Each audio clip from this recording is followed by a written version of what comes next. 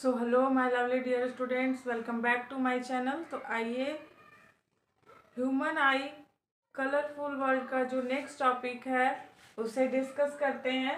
Next topic है हमारा accommodation power. तो ये एकोमोडेशन पावर जो होता है हमारे आइज़ का नेचुरल टेंडेंसी है कि जब हम दूर के ऑब्जेक्ट को देखते हैं या जब हम पास के ऑब्जेक्ट को देखते हैं तो ऑब्जेक्ट के सिचुएशन के अनुसार जो है हमारा जो लेंस है ये क्रिस्टलाइन लेंस अपने आप को सिलियरी मसल्स की मदद से पतला कर लेता है और मोटा कर लेता है। तो एक हेल्दी आइज जो होता है उसका जो फॉर पॉइंट होता है, फॉर पॉइंट वो इन्फिनिटी तक होता है और नियर पॉइंट जो होता है वो 25 सेंटीमीटर होता है एक हेल्दी आइज का। जैसे हम मून को देख पाते हैं, स्टार्स को देख पाते हैं, तो ये सब इन्फिनिटी पे तक हम लोग देख पाते हैं, एक हेल्दी आई देख सकता है। और कम से कम नियर पॉइंट के लिए कम से कम 25 सेंटीमीटर होना चाहिए। अगर इतना है और अच्छे से रेटिना पे इमेज फॉर्मेशन हो पाता है तो हमारा आइज जो है वो हेल्दी माना जाता है। तो यहाँ पर आइए समझते हैं accommodation power. Accommodation power is a eye ability to automatically adjust the shaped focal length. यहाँ पे फोकल लेंथ का बात हो रहा है। फोकल लेंथ भी होता है जब यहाँ पर इन्फिनिटी से कोई ऑब्जेक्ट आ रही है, इंसिडेंट रे, और रिफ्रैक्शन के बाद रेटिना पे यहाँ पे मर्ज हो रही है, इमेज फॉर्मेशन कर रही है, तो यहाँ पर जो है वो एंगल जो है वो कम डेविएट हो रहा है, थोड़ा सा डेविएट हो रहा है। तो यहाँ पे जो है वो फोकल लेंथ इंक्रीज होगा, तो यहाँ पे जो है लेंस का पावर डिक्रीज होगा।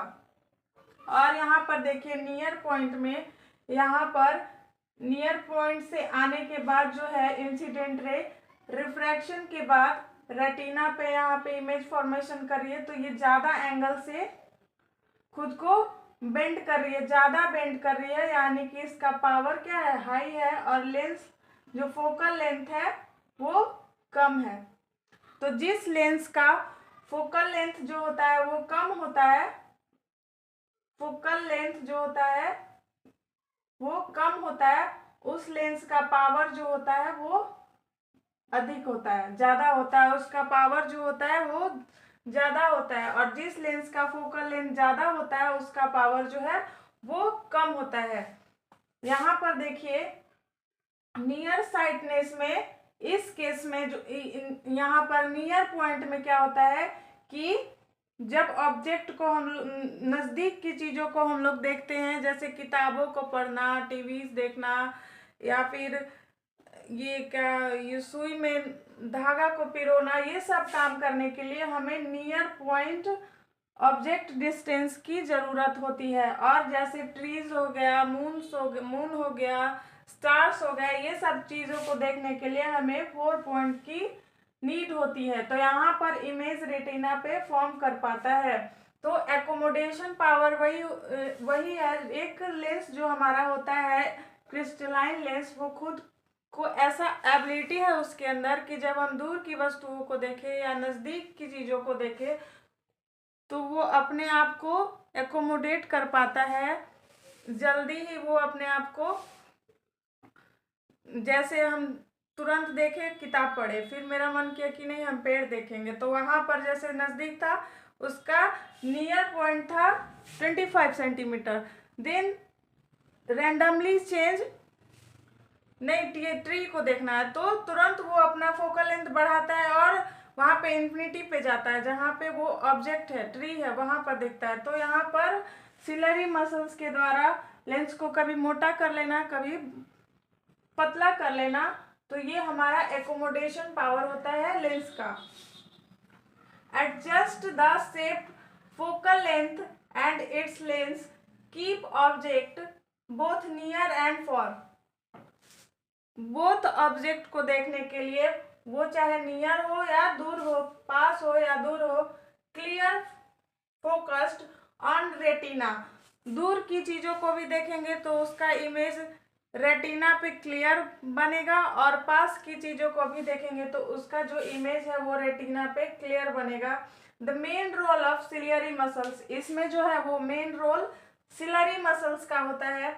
लेंस थिक हो जाता है, फोकस जो है distance object it's become thinner.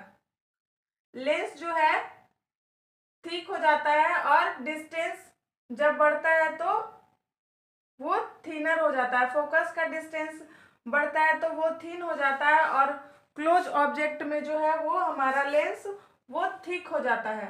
Close object को देखने के लिए यानी कि नियर ऑब्जेक्ट के लिए, नियर ऑब्जेक्ट के लिए जो हमारा जो नियर ऑब्जेक्ट देखने के लिए हमारा जो लेंस है वो थिक हो जाता है, मोटा हो जाता है और दूर की चीज़ों को देखने के लिए हमारा जो लेंस है वो खुद को पतला कर लेता है, अपना जो है वो फोकल लेंथ को बढ़ा लेता है और पास की चीज़ों को देखने के लिए हमारा जो आइस का लेंस है वो अपना फोकल लेंथ को कम कर लेता है। तो यहाँ पर देखिए ये हमारा एकोमोडेशन पावर होता है।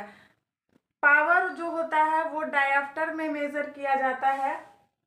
तो यहाँ पर देखिए हम लोगों ने डिस्कस किया है ये लाइट चैप्टर में, पावर ऑफ लेंस जो होता है वो फोकल लेंथ का इन्वर्सली प्रोपोर्शनल होता है। जो इंसिडेंट रे खुद को ज़्यादा रिफ्रैक्ट करता है, ज़्यादा बेंड करता है, वो उतना ही पावरफुल होता है, उसका फोकल लेंथ उतना ही कम होता है। जो खुद को ज़्यादा बेंड करता है उसका फोकल लेंथ कम होता है और जो लेंस खुद को कम बेंड करता है, कम एंगल के साथ बेंड करता है, उसका फोकल लेंथ जो है वो ज़्यादा होता है और जो ज़्यादा बेंड करता है उसका फोकल लेंथ कम होता है। इन्वर्सली प्रोपोर्शनल होता है। और जो हमारा पावर ऑफ लेंस है इसे हम हमेशा मीटर में मेजर करते हैं। 1 मीटर जो है अगर फोकल लेंथ है तो वो 1 डायप्टर के बराबर माना जाता है। यहाँ पर देखिए यहाँ पर 25 सेंटीमीटर है तो इसे मीटर में कन्वर्ट करने के बाद हमारा 4 डायप्टर आया है। तो अगर 4 डायप्टर है एक हेल्दी आइज के लिए ऐसा माना जाता है, 4 डायप्टर को लिया जाता है। तो आई होप ये एकोमोडेशन जो टॉपिक है वो आपका कॉन्सेप्ट क्लियर हुआ होगा। Thanks for watching this video. एक लाइक सब्सक्राइब जरूर कीजिए। आपके एक लाइक और एक सब्सक्राइब हमें वीडियोस बनाने के लिए मोटिवेट करता है। Thanks for watching this video.